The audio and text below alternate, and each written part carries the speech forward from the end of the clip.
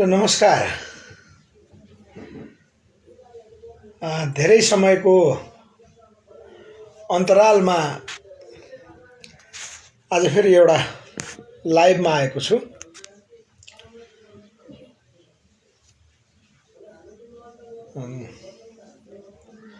मैले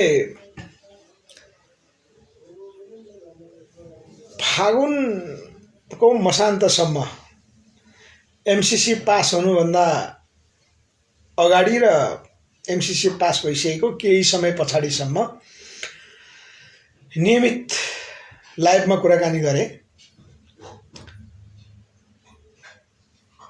विषयहरू त्यो बेलाको समसामयिक राजनीतिक घटनाक्रम, एमसीसीको विषयलाई लिएर धेरै विचारहरू मैले राख्दै आएको थिएँ। अहिले धेरै पछि फेरि लाइभमा आएको छु। धेरै लामो समय, झन्डै 6-7 महिनाको अन्तरालमा पछिल्ला दुईटा युट्युब अन्तर्वार्ता सम्भवतः तपाईहरूले हेर्नुभयो। अब चाहिँ म फेरि मिडियामा आएर विचारहरू नियमित प्रस्तुत गर्नेछु, किनकि हाम्रो सारा तयारी सिद्धियो र तपाईहरूलाई हामीले जानकारी दिए अनुसार धेरै समय लाग्दैन। हामी औपचारिक रूपमा हाम्रो नयाँ राजनीतिक प्रतिवेदनसहित तपाईहरुसँग आउँछौँ। त्यो समयमा यो स्थानीय निकायको चुनावको करिब 1 महिना अगाडि हामी पूर्ण तयारीका साथ आउँछौँ भनेर जो भनेका थियौँ, त्यसमा चाहिँ म माफी माग्न चाहन्छु। त्यो हाम्रो तर्फबाट भन्दा पनि हामीले अहिलेसम्म त्यो बाहिर औपचारिक रूपमा घोषणा गरेर आउन नसक्नुको कारण चाहिँ त्यो डकुमेन्ट सम्पादनमा रहेको र हामीलाई सम्पादन गरिदिन्छु भन्ने अग्रज उहाँ चाहिँ अकस्मात बिमारी हुनुभएको हुनाले त्यो रोकियो। यद्यपि अहिले त्यो सकिएको छ। अब हामीलाई बढीमा किताबकै रूपमा आउने भएको हुनाले 40 पानाको किताब तयार हुने भएको हुनाले अब बढीमा 1 महिना लाग्ला। त्यो प्रतिवेदन, त्यो प्रतिवेदनको मुख्य, त्यसको सार, त्यो प्रस्तावित रूपमा आउँछ। त्यसको सार भनेको नेपालमा राज संस्थाको निर्माण, त्यसका अवरोधहरू के हुन्, पहिलाको राज संस्था कस्तो थियो, पछि जस्तो अब पहिला भनेको 2007 सालभन्दा अगाडिको राज संस्थाको स्थिति, 7 सालदेखि 17 सालसम्मको स्थिति, 17 सालदेखि 46 सालसम्मको स्थिति, 46 सालपछि संवैधानिक राज संस्थाको स्थिति र 62-63 को आन्दोलन सम्म भन्न पर्यो। त्यसपछि त औपचारिक रूपमा 2065 जेठ 15 मा गणतन्त्र घोषणा भए पनि त्यो बेलासम्मको चाहिँ राज संस्थाको स्थिति हामीले मूल्याङ्कन गरेका छौँ। र मुख्यतया राज संस्थाको कभरमा, राज संस्थाको रूपमा यहाँ भूमिगत गिरोहहरू को थिए, तिनीहरूले राज संस्थालाई कसरी क्षयीकरण गर्दा गर्दै राज संस्थाको अन्त्यसम्म उनीहरूले काम गरे, यस्ता विषयहरू छन्। यो राजनीतिक प्रतिवेदनको रूपमा आएको छ। कपिलजीले के भन्नुभएको छ भने खासमा नेपाली राजनीति कता गइरहेको छ सर भन्नुभएको छ। कपिल सर, म यो कता गइरहेको छ भन्दा पनि अब मैले ठ्याक्कै पहिलाको जस्तरी अहिले कुराकानी गर्दिनँ। जति हामीले विचारहरू दिनुपर्ने, जति विषय राख्नुपर्ने हामीले राख्यौँ। र त्यति मात्रै होइन, हाम्रा अग्रजहरू, थुप्रै अग्रजहरूले विचारहरू राख्नु भएको छ।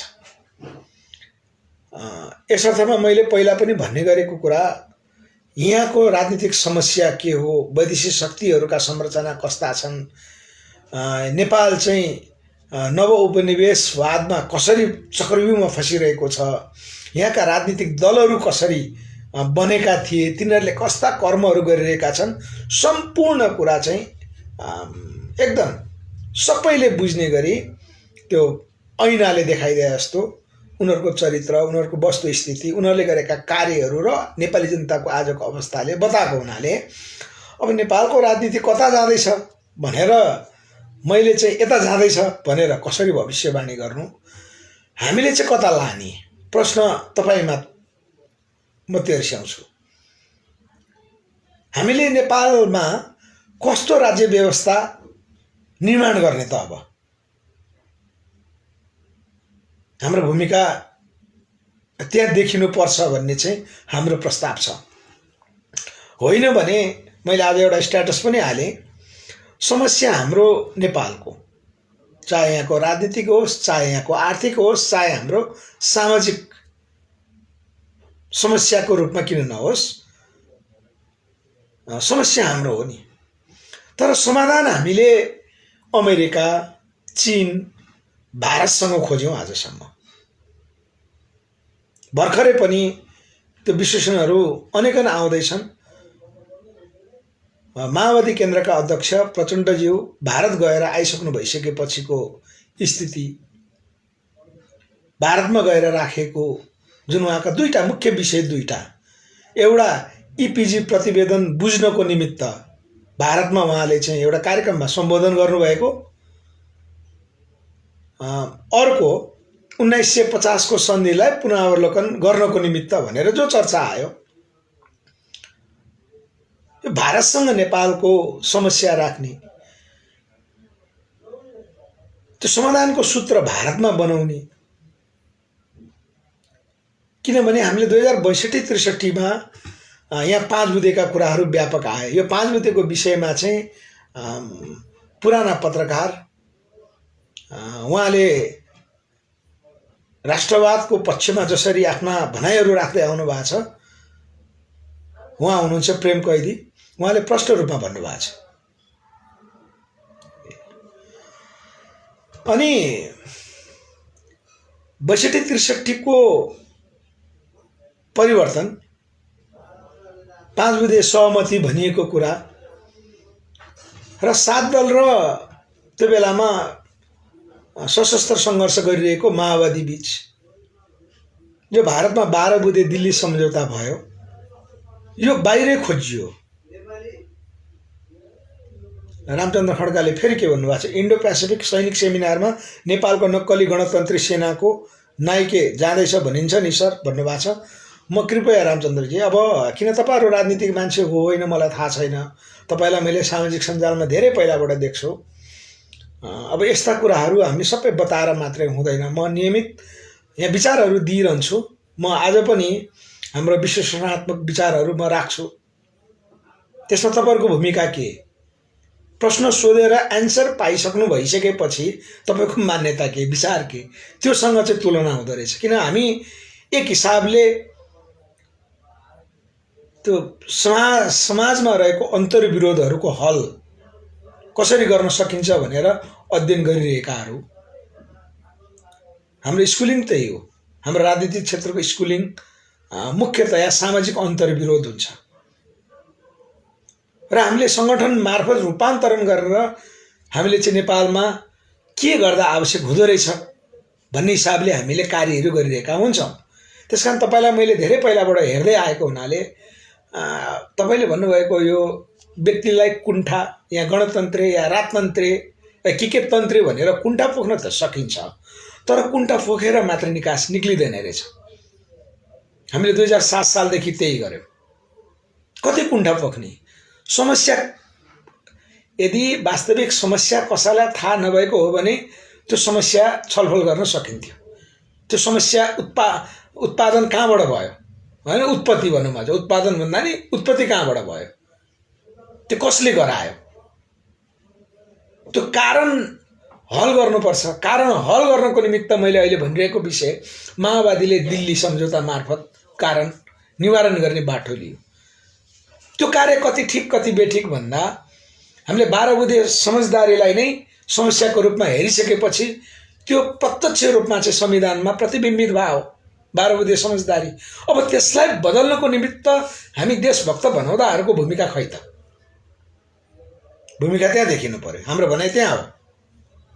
नत्र व्यक्तिगत कुण्ठा राखेर सबै कुरा सोध्नको लागि सोध्ने, जान्नको लागि जान्ने हो भने पनि त्यो जानिसकेपछि के होइन भन्नु पर्यो। हो भनिसकेपछि त्यो समस्या समाधान गर्नको निमित्त खै? विषय त्यहाँ हो।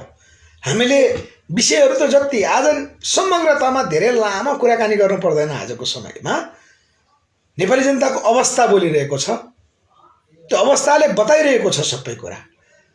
जब अवस्थाले बताइरहेको छ भने अवस्था बदल्नको निमित्त गर्नुपर्ने भनेको के त? यो कुरा हामी आम नेपालीले बुझ्ने कि नबुझ्ने, विषय त्यहाँ हो। अब होइन समस्या थाहा छैन भने थाहा दिने हो। थाहा दिइसकेपछि, जस्तो नेपालको मूल समस्या हामी संविधानमा देख्ने समूह हौँ, हाम्रो समूह त्यो। जस्तो अहिले पछि खुलेका पार्टीहरू, विशेष गरी अहिले पछिल्लो चरण रवि लामिछानेजीले खोल्नुभएको राष्ट्रिय स्वतन्त्र पार्टी होस् या रमेश खरेलजीहरूले खोल्नुभएको सुशासन पार्टी होस् हैन, या स्वतन्त्र उम्मेदवारी दिने नाममा त्यो भेलाले एजेन्डा पास गरे अनुसार त्यहाँ एउटा समूह थियो, त्यो ठुलो समूह भन्नुपर्छ। त्यो समूह भनौँ, चाहे चाहिँ स्वागत नेपालजीको पनि, उहाँहरूको आधिकारिक पार्टीको प्रतिवेदन त हामीले हेर्न पाएका छैनौँ, त्यो देखिँदैन। उहाँहरूले मुद्दाको रूपमा केही कुरा ल्याउनु भएको छ, तर उहाँहरू पनि यो संविधानलाई एक्सेप्ट गर्नुहुन्छ। चाहे रवि लामिछाने, चाहे चाहिँ मैले सम्पूर्ण एकमुष्ट साथीहरूलाई नमस्कार गरेँ है, स्वागत छ। मैले सम्पूर्णलाई प्रतिक्रिया दिन औपचारिकता भन्दा पनि विषयवस्तु केही छ भने राखौँ। राजनजीले हेर्नु भएको छ, अनिलजीले हेर्नु भएको छ है। मैले यो विषयवस्तुमा राख्छु है। उहाँहरू रवि लामिछाने, स्वागत नेपाल, चाहे रमेश खरेल, चाहे स्वतन्त्र उम्मेदवारीको नाममा आएकाहरूले यो संविधान ठिक, यो संविधान कार्यान्वयन गर्ने अहिलेको नेतृत्व बेठिक भनिरहनु भएको छ। त्यो उहाँहरूको अलग्गै समूह हो। हामी चाहिँ मूल समस्या नेपालको संविधान हो भन्ने कुरा हाम्रो दाबी हो। त्यसकारण हामी यो संविधान परिवर्तन नगरेसम्म नेपालले निकास पाउँदैन भन्ने पक्षधर हौँ हैन। हाम्रो सारा त्यो राजनीतिक निष्कर्ष भनेको संविधान हो। जस्तो आजै मात्रै चर्चामा आयो, प्रधान न्यायाधीश र क्याबिनेट कार्यपालिकाले गरेको निर्णयहरू, त्यो निर्णयमाथि चाहिँ अख्तियारले छानबिन गर्न नपाउने भन्ने अनलाइन खबरमा व्यापक न्युजहरू छ, तपाईहरुले हेर्नुभयो। यो प्रश्न कहाँबाट आयो त भन्दा संवैधानिक परिषद जो छ, संवैधानिक परिषदको समस्या हो। हामीले पहिलादेखि उठाउँदै आएको, हामी न्यायपालिका स्वतन्त्र खोज्छौँ। न्यायपालिका स्वतन्त्र हुनै सक्दैन, संवैधानिक परिषदको कानुनी व्यवस्था ऐन जस्तो छ। हामीले कसरी स्वतन्त्र न्यायपालिका पाउन सक्छौँ? त्यसकारण समस्या संविधान हो। हामीले व्यक्तिले कुण्ठा पोखेर कोही मान्छेमाथि उजुरी गर्दा त सक्यो, त्यो नियम त त्यो हो। सार्वजनिक पद धारण गरेको मान्छेले भ्रष्टाचार गर्यो भने मुद्दा लगाउन सक्यो, अख्तियारले छानबिन गर्न सक्छ। तर सरकार पक्षले नै नीतिगत भ्रष्टाचार गर्यो भने आजै हेरौँ, सर्वोच्च अदालतले अख्तियारलाई पठाएको पत्र, अनलाइन खबर भर्खर आएको छ। त्यो अनलाइन खबरमा चाहिँ पत्र हेर्नुहोस् त। अब क्याबिनेटले गरेको अनियमित कार्यको छानबिन कसले गर्ने? मन्त्री परिषदले गरेको। समस्या यस्तो छ,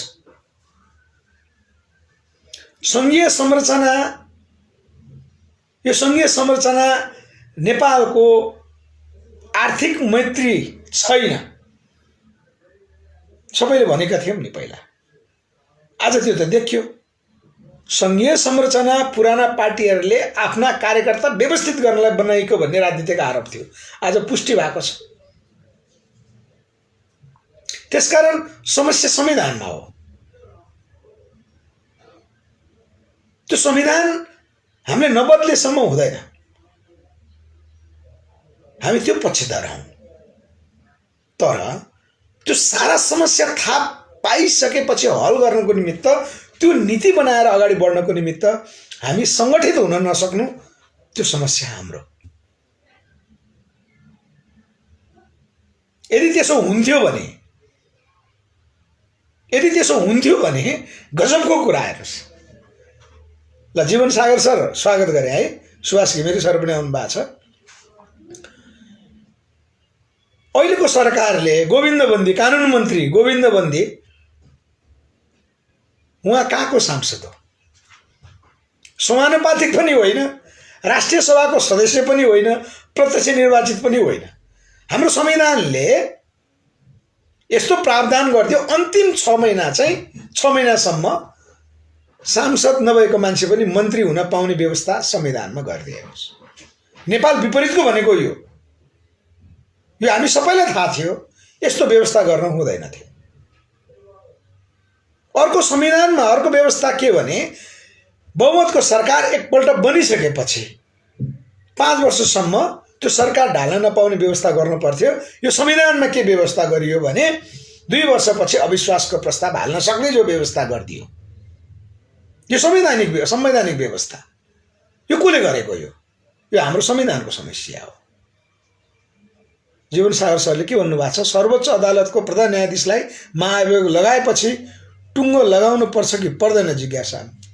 बिल्कुल जीवन सागर सर, यसको निमित्त एउटा नैतिक प्रश्न है। तपाईँ अब दार्शनिक क्षेत्रबाट अगाडि आइरहनु भएको छ। तपाईँको जिज्ञासा पुस्तक अस्ति भारतको लखनऊमा पनि चर्चित भयो हैन? मैले तपाईँलाई त्यसरी सम्झिन्छु। एउटा नैतिक प्रश्न, सर्वोच्च अदालतको प्रधान न्यायाधीशलाई महाभियोग लगाएपछि टुङ्गो लगाउनु त पर्छ, यो सैद्धान्तिक विषय हो, यो संवैधानिक अधिकार हो। तर यहाँ सर्वोच्च अदालतको प्रधान न्यायाधीशमाथि अभियोग लगाउने पार्टीहरू चाहिँ, त्यो पार्टीहरूलाई चाहिँ महाभियोग कसले लगाउने त? ठिक छ, सर्वोच्च अदालत स्वतन्त्र न्यायालय, त्यसको प्रमुख पार्टीहरूलाई चित्त बुझेन, उहाँले गलत काम गर्नुभयो, संविधान विपरीत काम गर्नुभयो भने महाअभियोग लगाउन सक्यो। यो त सुशीला कार्कीको समयमा जस्तो भयो। त्यही भएर हामीले भनेको यो किन राजनीतिक कार्यकर्ता भर्ना गरेको जस्तो हो। संवैधानिक परिषद, न्याय परिषदले सिफारिस गरेको आधारमा प्रधान न्यायाधीश बनाउने हो। 3 जना छानेर पठाउँछ। 6 जना संवैधानिक परिषदको सदस्यहरू 6 जना हो हैन? एउटा प्रधानमन्त्री पहिलो, विपक्षी दलको नेता, सभामुख, उपसभामुख, राष्ट्रिय सभाको अध्यक्ष र प्रधान न्यायाधीश स्वयं। सबै मान्छे राजनीतिक भयो कि भएनन्? प्रधानमन्त्री राजनीतिक मान्छे, विपक्षी दलको नेता राजनीतिक मान्छे, सभामुख उपसभामुख राजनीतिक मान्छे। त्यो उपसभामुख सभामुख भइसकेपछि मात्रै पार्टीको चाहिँ उहाँहरू सदस्यता त्याग गर्ने हो नि त। अनि राष्ट्रिय सभाको अध्यक्ष राजनीतिक मान्छे। प्रधान न्यायाधीश मात्र राजनीति भन्न मिलेन। तर त्यही टिमले नियुक्त गरिसकेपछि जो राजनीतिक दलको बहुमत छ अथवा सरकार जसको बहुमत छ, उसैले संवैधानिक अङ्गहरू लगायत कार्यपालिका, न्यायपालिका, व्यवस्थापिकामा व्यवस्थापन गर्ने नै भयो। समस्या यहाँ हो। सर्वोच्च अदालतको प्रधान न्यायाधीशलाई टुङ्गो लाउनु पर्छ कि पर्दैन भन्ने विषय त रह्यो, तर व्यवस्था कस्तो गरे हेर्नुस् है। जीवन सागर सरको जिज्ञासामा मैले थप प्रश्न पारे। महाअभियोग लगाइसकेपछि अब नियत हेर्नु, संविधानको चाहिँ त्यो गलत नियत कहाँ देखिन्छ भने, यो गम्भीर विषय उठाउनु भएको छ। हार्दिक धन्यवाद जीवन सागर सर। प्रधान न्यायाधीशलाई चाहिँ 25%ले महाअभियोग दर्ता गर्न सकिने र महाअभियोग पुष्टि होस् नहोस् ऊ त्यहाँबाट निलम्बनमा पर्यो। जस्तो अहिले चोलेन्द्र शमशेर जबरा निलम्बनमा परे, कारबाही पनि गर्दैन। निलम्बन नै उहाँ प्रधान न्यायाधीशबाट चाहिँ रिटायर हुने हुनु, कारबाही पनि छैन, नियमित चाहिँ उहाँले काम गर्न पनि पाउनु भएको छैन। कस्तो व्यवस्था गरेको यो हेर्नुहोस्। संवैधानिक गम्भीर त्रुटि यो नेपाल विपरीतको संविधान त्यसै भनेका छैनौँ कि नेपालमा अस्थिर नियन्त्रित जो अस्थिरता, त्यो अस्थिरता मार्फत नियन्त्रण गर्न चाहन्छ विशेष गरी दक्षिण भारत, त्यसको उपज हो यो संविधान। त्यसकारण हामीले यो संविधान बदल्नको निमित्त त अब हामी संसद नभइकन सक्दैनौँ। संसदमा मात्र पुगेर पनि हुँदैन। संसदमा पुगेर बोलेर हुने भएदेखि त हाम्रो चाहिँ नेपाल मजदुर किसान पार्टीका प्रेम सुवालले कति प्रश्न राख्नुहुन्छ त्यहाँ। एकजना कृष्ण महत जुम्लाको सांसद हो क्यारे होइन, हिजो अस्ति भर्खर कति राख्नुहुन्छ। प्रश्न राखेर हुँदैन। संसदमा गएर बोलेर मात्र के गर्ने, नीति निर्माण तहमा नपुगेसम्म त हुँदैन होइन जीवन सागर छ। त्यसकारण यो जिज्ञासा, तपाईँको जिज्ञासा स्वाभाविक छ। मूल समस्या संविधान, तथ्य हेर्नुहोस्। तथ्य बोले कि बोलेन, हाम्रो संविधानको खराबी देख्यो कि देखेन। अब यो संविधान कार्यान्वयन गर्ने भनेर ल्याएका पात्रहरू को हेर्नुहोस्। रवि लामिछाने, गणतन्त्र ठिक, संघीयता ठिक, धर्मनिरपेक्षता ठिक, यो कार्यान्वयन गर्ने पात्र मात्र भएन, सकिएन। पहिला रविन्द्र मिश्र र रवि लामिछानेको फरक के, उहाँको राजनीतिक मुद्दा के, कसरी मुख्याचाको रूपमा लिएर आउँछन् हेर्नुहोस्। अनि तिनका पछाडि मिडिया, तिनका पछाडि झुन्ड हेर्नुहोस्। जीवन सागर सरले अर्को के राख्नु भएको छ है, म पढ्छु है तपाईँको प्रतिक्रिया कि जिज्ञासा के छ। देशमा धेरै व्यतिथि छ, न्याय र अन्याय छुटाउन पर्छ कि पर्दैन। यदि सर्वोच्च अदालतको प्रधान न्यायाधीशले नै न्याय पाउँदैन भने अरूको के कुरा यस। त्यसकारण त हामीले नयाँ राज्य प्रणालीमा चाहिँ सर्वोच्च आयोगको प्रणाली विकास गरेका छौँ। सर्वोच्च आयोग संविधानभन्दा विपरीत हामीले राष्ट्र प्रमुखले पनि त्यो गर्छन् भने जस्तो उदाहरणको निमित्त 2061 माघ 19 गते जननिर्वाचित सरकारलाई अपदस्थ गरे तत्कालीन राजा ज्ञानेन्द्रले। यदि त्यो बेलामा हामीले अहिले नयाँ प्रस्ताव गरेको राज्य प्रणाली अन्तर्गतको सर्वोच्च आयोग राज्यको मुख्य अङ्ग हुन्थ्यो भने ज्ञानेन्द्रलाई तुरुन्तै त्यो सर्वोच्च आयोगले कारवाही गरेर ज्ञानेन्द्रको ठाउँमा अर्को राजा चयन गर्न सक्थ्यो। जस्तो अहिले एमसीसी पास भयो फागुन 16 गते, जबकि अमेरिकाले प्रष्ट रूपमा भनेको छ एमसीसी आईपीएस को अभिन्न अङ्ग हो। सन् 2019 जुलाई 1 मा भियतनाममा भएको ओपेकको सम्मेलनमा एमसीसीलाई आईपीएस अन्तर्गत राख्यो भनेको यो सैन्य रणनीतिसँग हो भनेर उसले नीति लिएर आयो। त्यसमा नेपाल र श्रीलङ्का पनि हो है, हाम्रो सदस्य राष्ट्र भनेर किटान गरिसकेपछि नेपालको संविधानले के भन्छ भन्दा परराष्ट्र नीति असंलग्न परराष्ट्र नीति।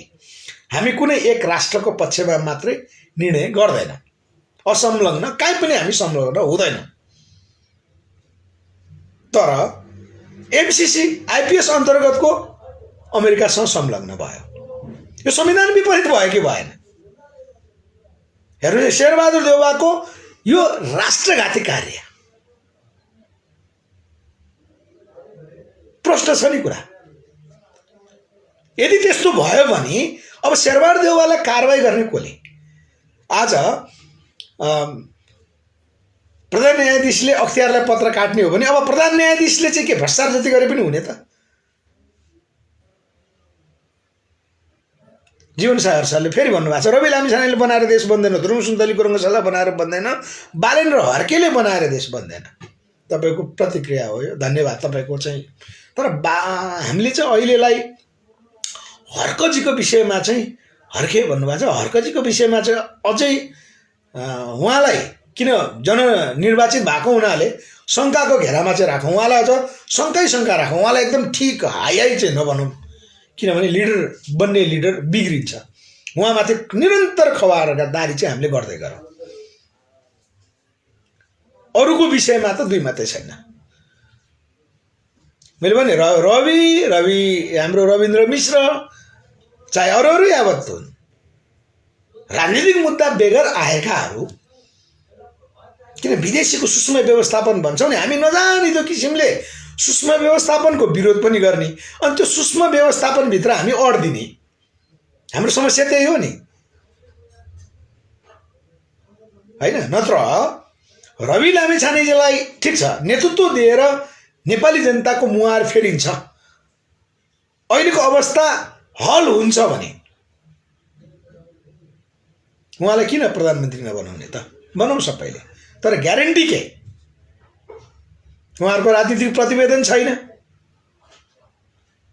उहाँहरूले अगाडि सार्नु भएको आन्तरिक लोकतन्त्रको अभ्यास भन्नुभएको छ। उम्मेदवारहरू को उठाउने भन्दा आन्तरिक प्रजातान्त्रिक अभ्यास गर्ने भनेको प्रतिस्पर्धामा जसले जित्छ सदस्यहरू बीच प्रतिस्पर्धा गराउने र जितेको मान्छे मात्रैलाई हामीले चाहिँ उम्मेदवार बनाउने भनेर जो भन्नुभएको छ त्यसलाई नेपाली कांग्रेसले कपी गरिसक्यो। गगन थापाजीले नै यो प्रस्ताव गरिसक्नुभयो। विश्वप्रकाश शर्मा नेपाली कांग्रेसको चाहिँ प्रवक्ताले पनि प्रस्ताव गर्नुभएको छ। अब के रवि लामिछानेको के राजनीतिक मुद्दा के हो, एजेन्डा के हो? छैन। त्यस्ताका पछाडि झुन्ड हेर्नुस् कसरी लाग्छन्। हामी सुशासन पनि चाहने हैन, हामी सुशासन चाहन्छौँ नि। सुशासन चाहने हो भने संविधानले कहाँ गाइडलाइन गर्यो त्यो हेर्नुपर्छ कि पर्दैन? हाम्रो संविधानले नै सुशासनलाई निर्देशन गर्छ कि गर्दैन भन्दा गर्दैन। मैले अघि भने कृपया हाम्रो लाइभ भिडियोलाई 4-5 जना युट्युबका साथीहरूले भिडियो बनाएर हाल्नु भएको छ, उहाँहरूलाई हार्दिक धन्यवाद। कसैले युट्युब बनाएर हाल्न चाहनुहुन्छ भने सबैलाई हाम्रो स्वीकृति छ। हामी जुन पाए त्यही जे पाए त्यही विषयमा लाइभ गर्दैनौँ। हामी जिम्मेवार पनि हुन्छौँ। हाम्रा कुनै पनि भिडियो डिलिट हुँदैनन्। तपाईहरुलाई चाहिँ यो जानकारी मैले गराएँ बीचमा।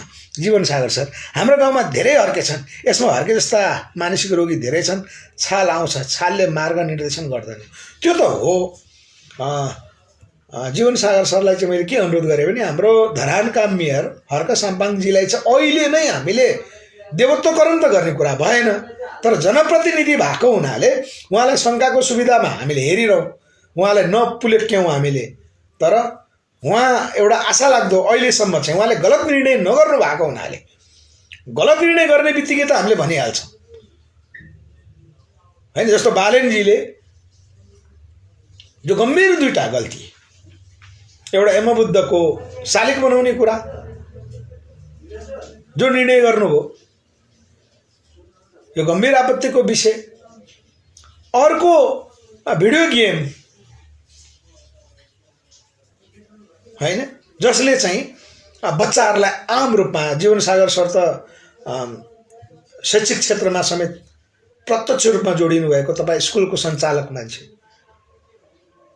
त्यो भिडियो गेम के फ्री फायर र अर्को आइटी गेमहरू के हो, त्यसको निमित्त 1 करोड बजेट जो छुट्याइदिए, उनको पारदर्शिता त्यही हो। हाम्रो सूचना गलत रहेनछ, किनकि काठमाडौँमा बालेनले पहिलो निर्णय नै पशुपतिमा क्रिस्चियनहरूको लास व्यवस्थापन गर्नको निमित्त निर्णय गर्छन् भन्ने थियो। त्यो गर्ने देखियो। उहाँले गरेका प्रतिबद्धताहरू खै, उहाँमाथि हामीले ठाडै प्रश्न उठाउन कहाँ सक्छौँ भने उहाँले काठमाडौँका जनतालाई अपिल गर्नुभएको थियो कि म चुनाव जित्ने बित्तिकै म पुरै रूपमा क्षमतावान छैन, मेरो विषय इन्जिनियरिङ हो, तर म विषय विज्ञ नियुक्त गर्छु भन्नुहुन्थ्यो उहाँले। आज महानगरपालिकामा को विषय विज्ञ नियुक्त गर्नुभयो त? महानगरपालिकाको वेबसाइटमा त कोही विषय विज्ञ हाल्नु भएको छैन। कोही छ? उहाँ पारदर्शिताको चाहिँ एकदम उदाहरणवाला, उहाँले पटक पटक पारदर्शिताको कुरा गर्नुहुन्थ्यो। महानगरपालिकामा विषय विज्ञहरूको टिम बनाउँछु भन्नुहुन्थ्यो। ल मौसम जिन्दलजीले हाई गोविन्दजी हुनुहुन्छ, यस मौसमजी। बालनजीले अर्को भन्नुभएको विषय के हो भने सबै मिटिङहरू म सार्वजनिक गर्छु भन्नुहुन्थ्यो। एक त गोपनीयता, राज्य चलाउने, यो महानगरपालिकाको स्थानीय निकायको प्रमुख भनेको त प्रधानमन्त्री सो सरह नै हो। उहाँहरू कार्यकारी हुनुहुन्छ, उहाँलाई अवरोध गर्ने कोही पनि हुनुहुन्न। बरु सांसदहरूलाई गाह्रो देखिन्छ। प्रतिनिधि सभाका सांसदहरूले त्यो काम गर्न सक्दैनन्। स्थानीय निकायका प्रतिनिधिहरूको त्यति कार्यकारी अधिकार हुन्छ, त्यहाँ प्रतिपक्ष नै हुँदैन। जस्तो कुनै पनि वडा र नगरपालिकामा प्रतिपक्ष नै हुँदैन। त्यति कार्यकारी गर्ने ठाउँ, त्यो अधिकार प्रयोग हुने ठाउँ। त्यो बालेनजीको गोपनीयता उहाँले राख्दिन भन्नुभएको थियो। त्यो एउटा मर्यादा क्रम हुन्छ, राज्यको एउटा नीति नियम हुन्छ, होइन भने शपथै किन खानु पर्थ्यो र गोपनीयताको। त्यो उहाँले पछि बुझ्नुभयो होला, तर जनतामा यस्तो हुँदो रहेछ भनेर उहाँले माफी माग्नु भएन कहिले पनि। फेरि पनि जीवन सागर सरको अर्को सस्तो लोकप्रियताको लागि ढुङ्गा बोकेर नगरपालिका बन्दैन, भ्रमको खेती नगरौँ। ठिक छ, तपाईँले भन्नुभएको हर्क साम्पाङजीको विषयमा होला, ठिक छ। त्यसमा ल कल्याण पौडेल सर स्वागत गरेँ मैले, विषय प्रसङ्ग मैले फेरि नियमित गरेँ। जस्तो बालेनजीले अस्तिको दिनसम्म है, आज मङ्गलबार आइतबारसम्म उहाँले महानगरपालिकाको वेबसाइटमा बजेट, महानगरपालिकाको 23 अरब चान्चुनको बजेट पास भएको, त्यो बजेट कुन शीर्षकमा हालियो त्यो समेत राख्नु भएको छैन। पारदर्शिताको कुरा। उहाँले विषय विज्ञ नियुक्त गर्नु भएको छैन, यत्रो समय भयो। उहाँले त्योभन्दा पहिला चुनाव जित्नुभन्दा अगाडि नाम लिनुहुन्थ्यो नि त। कानुनी रूपमा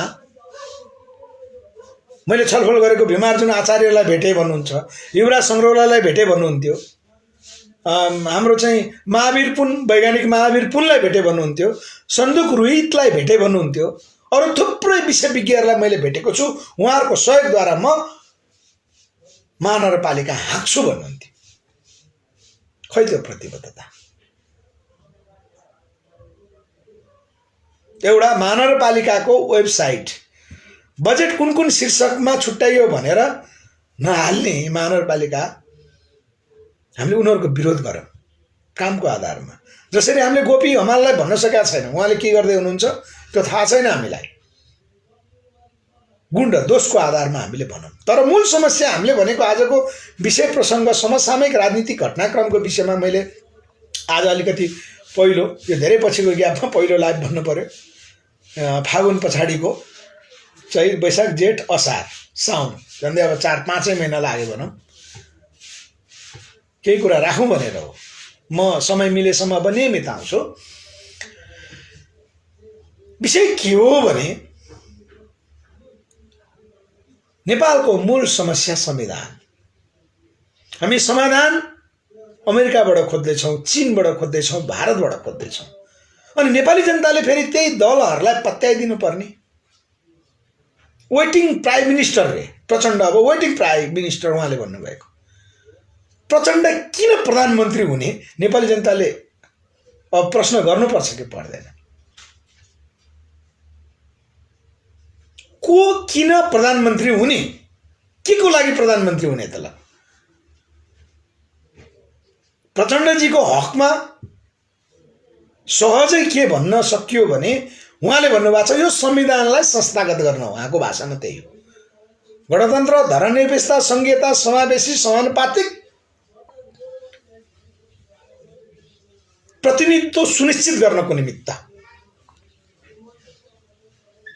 जनताको अधिकार सुनिश्चित गर्नको निमित्त उहाँको भाषामा यो संविधान संस्थागत गर्नुपर्छ। अझै पनि प्रतिक्रियावादीहरू सलबलाउन सक्छन्, प्रतिक्रियावादीहरूको सत्ता आउन सक्छ भनेर उहाँले भन्नुहुन्छ। यो कुरा राजनीतिक मुद्दाको विषयमा हामीले बुझ्नुपर्छ, जनताले यो कुरा छुट्याउनु पर्यो। अब बालेन प्रायोजित हो, हर्के गुण र दोषको आधारमा असन्तुष्टिको प्रतिक्रिया हो, अरू ठिक छ, जीवन सागर छ। त्यसकारण हामी मुख्यतया उपनिवेशको चक्रव्यूहमा छौँ। तर मेरो आजको लाइभको अपिल के हो भने सम्पूर्ण साथीहरूमा समस्या हामीलाई थाहा भइसकेको छ, यसमा थप विषयवस्तुमा हामी प्रष्ट हुनु पर्दैन। नेपालको संविधानको विषयमा हामीले भनिसकेपछि हैन, राज्य व्यवस्था गौण हुन्छ। राज्य व्यवस्था गौण भन्ने कुरा चाहिँ एकपल्ट हामीले स्वर्गीय जननेता मदन भण्डारीलाई सम्झिनुपर्छ। उहाँको दस्तावेज कतिजनाले हेर्नु भएको छ मलाई थाहा छैन। उहाँले भन्नुहुन्थ्यो राजतन्त्र रहने कि नरहने भन्ने विषय त्यो गौण हुन्छ। यदि राज संस्था रहेर पनि अर्थात् राजतन्त्र रहेर पनि सामन्तवादको उन्मूलन हुन्छ, नेपाली जनता सुखी र समृद्धिमा रूपान्तरित हुन्छ भने राज संस्था भएर के फरक पर्छ? यदि राज संस्था फालेर पनि गणतन्त्र आएर पनि नेपाली जनताको अवस्था रूपान्तरण हुँदैन राष्ट्र सुखी र जनता समृद्ध राष्ट्र समृद्ध र जनता सुखी हुँदैनन् भने त्यो राष्ट्र संस्था फालेरै के फरक पर्छ भन्ने जो विषय मदन भण्डारीले उठाउनुहुन्थ्यो त्यही विषय आज हो। मूल कुरा नेपाली जनताको रूपान्तरणको कुरा हो। हामी झन्झन क्रमशः अहिले निरङ्कुश राजतन्त्रको पक्षमा चाहिँ धेरै मानिसहरू योभन्दा त त्यही ठिक भन्ने क्रममा पुग्नुको कारण पनि त्यही हो।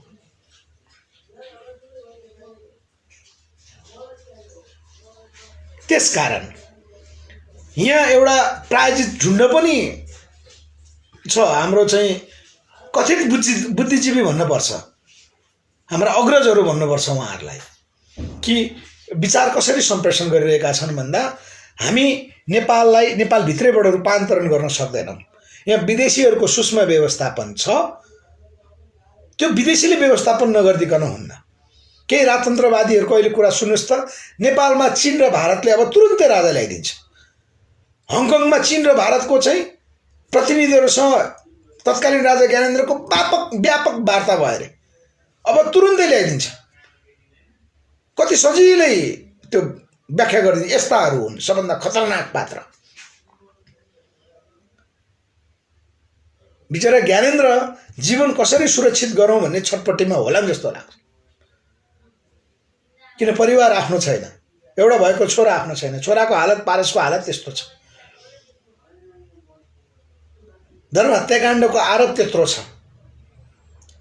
त्यो आर्थिक ज्ञानेन्द्रको नाममा भएको आर्थिक संरचना पश्चिमीहरूको ह्यान्डलिङमा छ।